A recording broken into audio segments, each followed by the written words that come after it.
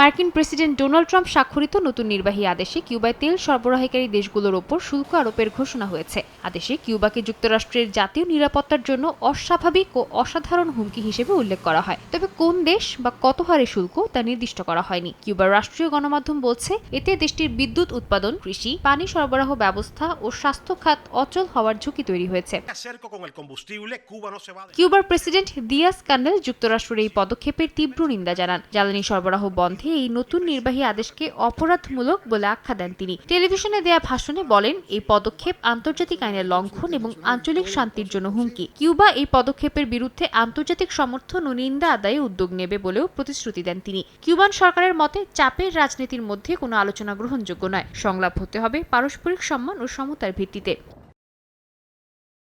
পররাষ্ট্রমন্ত্রী Bruno Rodriguez এই আদেশকে নিষ্ঠুর আগ্রাসন আখ্যা দিয়ে বলেন, ৬৫ বছরের বেশি সময় ধরে চলা অবরোধ আরও কঠোর করার চেষ্টা চলছে। তার অভিযোগ, মিথ্যা তালিকা সাজিয়ে কিউবাকে হুমকি হিসেবে উপস্থাপন করা হচ্ছে, যাতে জ্বালানি সরবরাহে পূর্ণ অবরোধ চাপানো যায়। রদ্রিগেজ বলেন, অন্য দেশগুলোকে ভয় দেখিয়ে ও শুল্কের হুমকি দেখিয়ে অবরোধে সামিল করানো মুক্ত বাণিজ্যের নীতির গুরুতর লঙ্ঘন।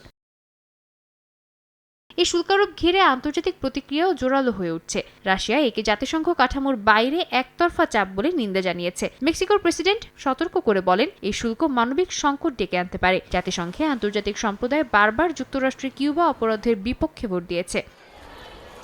সাদিয়া তাসনিম, সময় সংবাদ।